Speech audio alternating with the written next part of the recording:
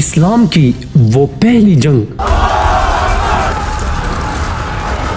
جس میں مسلمانوں کا مقابلہ رومن امپائر جیسے پاورفل دشمن سے ہوا،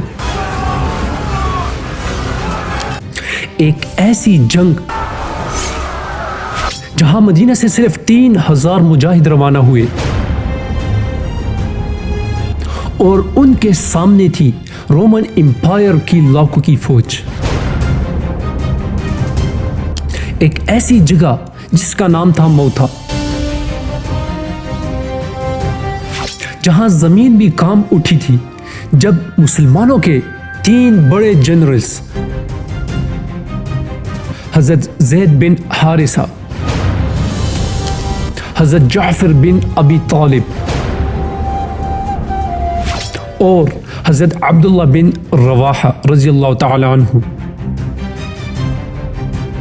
ایک کے بعد ایک شہید ہو گئے، اور تب ایک ینگ صحابی آگے بڑھے جنہیں ہسٹری نے ہمیشہ کے لیے سیف اللہ یعنی اللہ کی تلوار کے نام سے یاد رکھا۔ یہ وہ لمحہ تھا جب جنگ موتا کا نقشہ ہی بدل گیا۔ ایک ایسی جنگ جس نے اسلامک ہسٹری بدل دی، اور وہ تھی بیٹل آف موتا۔ موتا اردن میں واقع ایک چھوٹا سا مقام ہے جس کی وجہ سے اسے جنگ موتا کہتے ہیں۔ اب کوسچن یہ ہے کہ اس جنگ کے شروع ہونے کی ریزن کیا تھی؟ ایک مرتبہ رسول اللہ صلی اللہ علیہ وسلم نے ایک قاصد حضرت حارث بن عمیر کو روم کے بارڈر کے قریب بصرہ کے بادشاہ کے دربار میں اسلام کا میسج دینے کے لیے بھیجا، لیکن راستے میں ایک کرسچن لیڈر شرحبیل بن عمر نے انہیں روک لیا اور صرف اس لیے شہید کر دیا کہ وہ نبی کریم صلی اللہ علیہ وسلم کے میسج کے ساتھ آئے تھے۔ یہ اسلام کے قاصد کے مرڈر کا پہلا واقعہ تھا اور عرب میں یہ اعلان جنگ سمجھا جاتا تھا۔ جب یہ نیوز مدینہ پہنچی تو رسول اللہ صلی اللہ علیہ وسلم کے فیس پر ڈیپ سیریسنس چھا گئی۔ آپ صلی اللہ علیہ وسلم نے صحابہ کرام کو جمع کیا اور فرمایا، میں ایک لشکر بھیج رہا ہوں جو اس ظلم کا جواب دے گا، بٹ ریممبر تمہیں جسٹس سے ہٹ کر کچھ نہیں کرنا، عورتوں اور بچوں کو نقصان نہیں پہنچانا۔ اس وقت 3000 مجاہدین تیار کیے گئے۔ یہ اسلامک ہسٹری کا پہلا موقع تھا جب مسلمان ایک آرگنائزڈ آرمی کی صورت میں رومن امپائر کے خلاف روانہ ہو رہے تھے۔ رسول اللہ صلی اللہ علیہ وسلم نے لشکر کے 3 جنرلز مقرر فرمائے۔ سب سے پہلے حضرت زید بن حارثہ، اگر وہ شہید ہوں تو حضرت جعفر بن ابی طالب، اور اگر وہ بھی شہید ہوں تو حضرت عبداللہ بن رواحہ، اور فرمایا اگر یہ تینوں شہید ہو جائے تو مسلمان خود کسی کو جنرل مقرر کر لیں۔ ان الفاظ میں ایک غیبی اشارہ تھا، جیسے رسول اللہ صلی اللہ علیہ وسلم کو علم ہو کہ یہ سفر آسان نہیں ہونے والا۔ مدینہ کی گلیوں سے 3000 مجاہد روانہ ہوئے، عورتیں دروازوں پر کھڑی تھی، بچے روتے ہوئے ہاتھ ہلا رہے تھے، اور دلوں میں ایک ہی کوسچن تھا کہ کیا یہ لشکر واپس آئے گا؟ جب مسلمان لشکر شام کی طرف روانہ ہوا تو ان کو یہ نیوز ملی کہ رومن کنگ ہرقل نے 1,00,000 سے زیادہ سولجرز کو ریڈی کر لیا ہے۔ ان کے ساتھ قبائل غسان بھی شامل تھے جو عرب کے کرسچن قبائل تھے۔ ایک طرف 3000 کا لشکر اور دوسری طرف 1,00,000 رومن لشکر۔ ایک ایسی جنگ جو بظاہر شکست کے سوا کچھ نہیں رکھتی تھی۔ جب مسلمان موتے کے قریب پہنچے تو ان کے سامنے رومن آرمی کا سمندر تھا۔ بہت سے صحابہ کرام نے مشورہ دیا کہ واپس مدینہ لوٹ چلیں، شاید رسول اللہ صلی اللہ علیہ وسلم سے دوبارہ ہدایت لی جائے، لیکن حضرت عبداللہ بن رواحہ کھڑے ہوئے اور فرمایا، اے لوگو، جس مقصد کے لیے ہم نکلے ہیں وہ جنت ہے۔ ہمیں دشمنوں کی تعداد نہیں، اپنے ایمان کی سچائی دیکھنی ہے۔ ان کے الفاظ نے لشکر میں ایسی آگ بھڑکا دی کہ ہر دل میں صرف ایک ہی نعرہ گونجنے لگا۔ سب سے پہلے حضرت زید بن حارثہ آگے بڑھے۔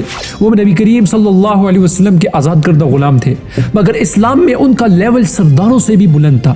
انہوں نے ایسی دلیری دکھائی کہ دشمنوں کی صفوں میں داخل ہو گئے اور بہادری سے لڑتے لڑتے شہید ہو گئے۔ اور اس کے بعد مسلمانوں کے دوسرے جنرل حضرت جعفر بن ابی طالب رضی اللہ تعالی عنہ آگے بڑھے۔ وہ حضرت علی کے بھائی اور رسول اللہ صلی اللہ علیہ وسلم کے قریبی رشتہ دار تھے۔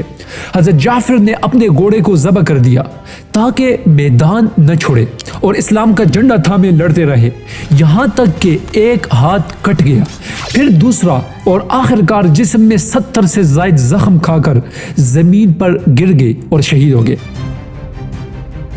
اور آخر میں تیسرے جنرل حضرت عبداللہ بن رواحہ، وہ بھی دشمنوں کے سمندر میں اتر گئے اور بہادری سے لڑتے ہوئے شہید ہو گئے۔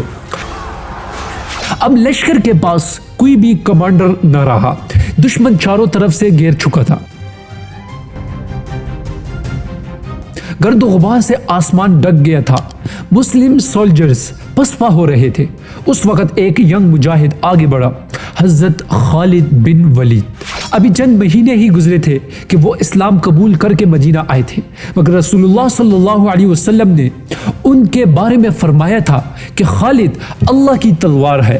خالد نے صفوں کو منظم کیا اور ایسی حکمت عملی اختیار کی جو آج بھی ہسٹری میں حیرت کی مثال ہے۔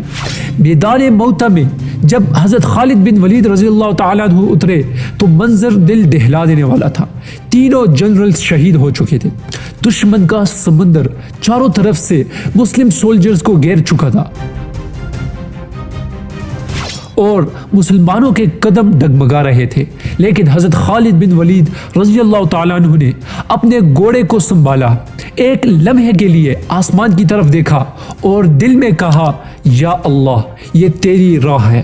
خالد بن ولید نے فوری طور پر لشکر کی ترتیب بدل دی، جو سپاہی آگے تھے انہیں پیچھے کر دیا اور جو پیچھے تھے انہیں آگے، تاکہ دشمن سمجھے کہ یہ نئی آرمی آ گئی ہے، اور مسلمانوں کو ہدایت کی کہ صبح سورج طلوع ہونے سے پہلے ایک شور شرابہ کرے جیسے کوئی بڑی ری انفورسمنٹ پہنچی ہو۔ رومن آرمی کو واقعی لگا کہ مدینہ سے مزید آرمی پہنچ گئی ہے، انہوں نے خوف کے مارے پیچھے ہٹنا شروع کر دیا، اور خالد بن ولید رضی اللہ تعالیٰ عنہ نے اسی موقع پر دشمن کے ایک حصے پر تیز حملہ کر کے انہیں منتشر کر دیا۔ پورا دن لڑائی کرنے کے بعد جب شام کا وقت آیا تو میدان میں ایک غیر معمولی خاموشی چھا گئی۔ مسلمانوں کے صرف چند درجن شہید ہوئے، جبکہ رومن آرمی کے ہزاروں سپاہی مارے گئے۔ حضرت خالد بن ولید نے رات کے اندھیرے میں ایسا آرگنائزڈ انخلا کیا کہ رومن لشکر سمجھ ہی نہ سکا کہ مسلمان پسپا ہو رہے ہیں یا نئی صف بندی کر رہے ہیں۔ اگلے دن جب رومنز نے دوبارہ پیش قدمی کی تو مسلمانوں کا کیمپ خالی تھا، وہ محفوظ فاصلے پر جا چکے تھے بغیر کسی بھاگ دوڑ یا شکست کے۔ یہ دنیا کی پہلی ایسی جنگ تھی جہاں ایک چھوٹی فوج نے ایک بڑی امپائر کے سامنے عقل، ایمان اور حکمت سے خود کو بچایا، اور ساتھ ہی دشمن کو یہ میسج دیا کہ مسلمان تعداد سے نہیں بلکہ عقیدے سے لڑتے ہیں۔ جب یہ لشکر مدینہ واپس پہنچا تو کچھ لوگوں نے کہا یہ تو واپس آ گئے، یہ تو شکست کھا گئے، مگر رسول اللہ صلی اللہ علیہ وسلم نے فرمایا نہیں، وہ شکست کھا کر نہیں آئے، بلکہ وہ اللہ کی تلوار ہے جو واپس نہیں پلٹی بلکہ ایک نئے انداز سے لوٹی ہے۔ اس دن سے حضرت خالد بن ولید کو سیف اللہ یعنی اللہ کی تلوار کا لقب ملا۔ یہ جنگ ظاہراً چھوٹی تھی مگر اس نے اسلام کے سیاسی نقشے میں ایک عظیم نشان چھوڑا۔ اس جنگ نے رومنز کو یہ میسج دیا کہ عرب کے یہ سادہ لوگ اب عام قبائل نہیں رہے بلکہ ایمان کی وہ قوت ہے جو کسی پاور کے آگے سر نہیں جھکاتے۔ موتہ کی جنگ نے مسلمانوں کو یہ سکھایا کہ ایمان کے میدان میں کبھی ہار نہیں ہوتی، کبھی آپ فتح سے جیتتے ہیں اور کبھی صبر اور حکمت سے۔